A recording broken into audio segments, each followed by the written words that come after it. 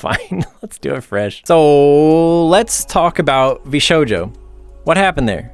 So a statement came out earlier today from Gunrun, who was one of the people that ran VShojo, made a public post announcing VShojo's demise, which is kind of funny because it demised itself. It didn't need an announcement for that, but the official statement came out that they're winding down business. Let's look at it. So here we have this statement that was posted today from Gunrun himself, from their position of what happened and why. Now, you can read this on your own time or pause the video, but I'm going to pick out the interesting details that we want to go through. So he first off admits to mismanagement for the company and then announces that it's shutting down, which is, yeah, it has to. It literally doesn't have any choice. It has no revenue stream and it has zero trust. It has zero trust in the community now.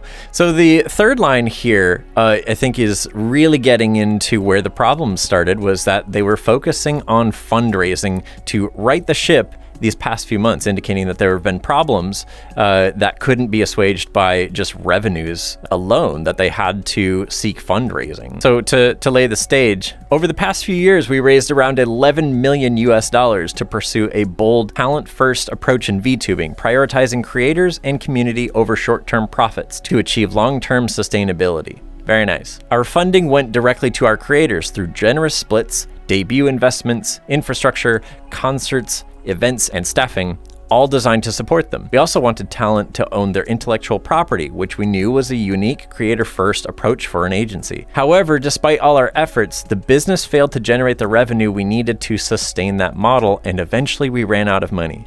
And that's where I want to stop us, actually. Main thing that is being communicated here is that the business model that they were running with couldn't be sustained purely off of the revenues that they had. What does that tell you? That tells you that their operating costs got too high, that they literally just couldn't afford themselves. Now, we're talking things like payroll, we're talking things like putting up the money for those merch lines, any advertising, etc., etc. It looks like it was something as simple as Occam's razor would suggest.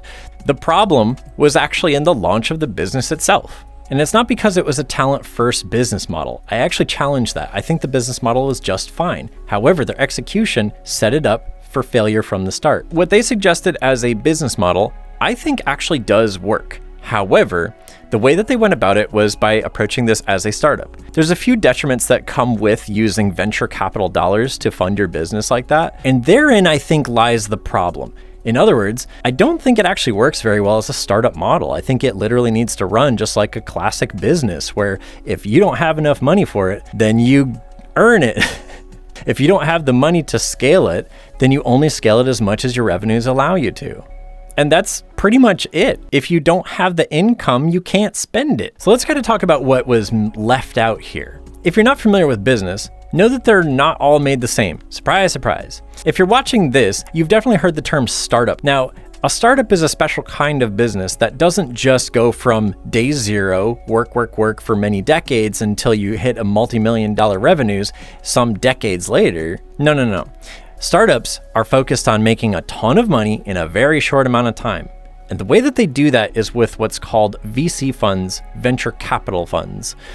The idea is, well, a business that takes this long to build, a lot of times, well, as long as the business model is right from the start, you basically just need a ton of money right on day one. You can hire all the people that you need, buy all the equipment, produce all the stuff that you need, and it doesn't take all that long to scale the business, right? That's the idea for a startup, is that they specifically take venture capital investment, which then allows you to build up the business really, really fast and scale it really, really fast to get to big revenues really, really fast. However, not all startups succeed. Now, how is it that a startup that brings in so much money right from the start and works and is appearing to do good closes up shop? Many startups fail for a very politely worded reason of premature scaling. Sorry, I wink whenever I do the double quotes. You're just gonna have to put up with that. Premature scaling is basically just a really nice way of saying business got too big for itself too fast, or the cost to run the business got so large that it took over the revenues and the revenues weren't growing enough to cover it. Now, a lot of startups can deal with that. They can fake it till they make it in a way where even though they're losing money year over year, they can still continue to survive. Well, that doesn't make any sense, right? At some point, the money runs out. And you're absolutely right. The reason that a lot of times startups continue to do business even though they're losing money year over year is that they continue to get these VC rounds. In the case of VShojo, they had their seed round in 2022. The seed round is the first round in a VC cycle. The next one being a Series A funding round, which is usually a lot larger. Series B, Series C, and so on, as much as the business needs to continue scaling. Now, ideally, a business will scale to the point where its revenues will start covering all of its costs and it'll just make a ton of money. That's the hope, that's the dream. However, that sometimes just stays that, a dream. It's entirely possible that the business itself just doesn't make that much money. It's entirely possible that the way that the business is run prevents it from growing the revenues. And that's the thing that I think killed VShojo here. Now, what looks like probably happened here might have been that the business simply didn't have revenues growing fast enough to outpace their costs. So they relied on trying to do additional fundraising. And he admits point blank they couldn't land their Series A funding round. Now, you might be asking, well, if they were able to get the seed round and the business looks like it's doing very well, it's a very big VTubing agency, it's been very successful, why can't they land the Series A round? Couple of problems with that. One is that when you take venture capital dollars, they give you growth targets that you're supposed to hit with scaling the business. If you're scaling the business well, you're going to hit a certain amount of money coming in, right? It's possible that they simply weren't hitting lofty numbers that were originally set when they were doing the negotiations during the seed round. As a result, that would make it very difficult for future investors to say, yeah, you look like you're on a growth trajectory where we're going to get a big payout if we invest now at Series A.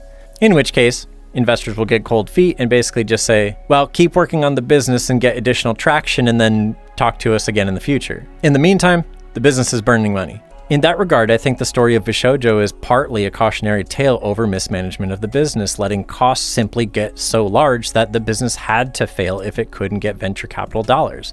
And that's exactly what we saw happen. I hate to say it, but it really is just Occam's razor proving true here. If you make the business too expensive early on with money that wasn't from your own revenues, then someday the revenues either have to grow to cover those costs, or you're going to have to get more of that outside money, or you're going to have to reduce those costs. They couldn't hack it.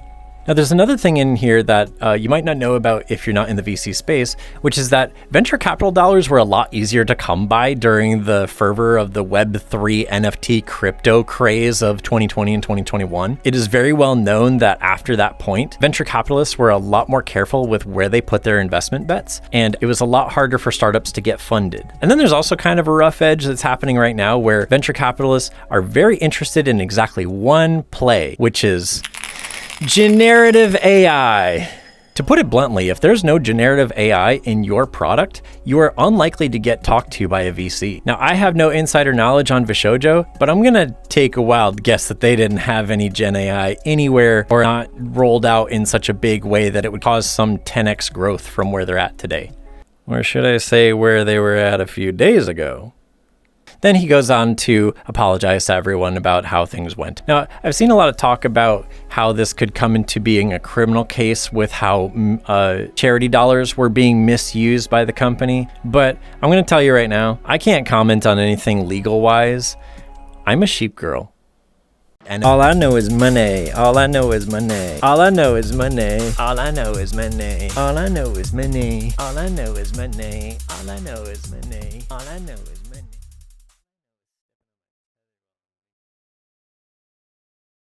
All I know is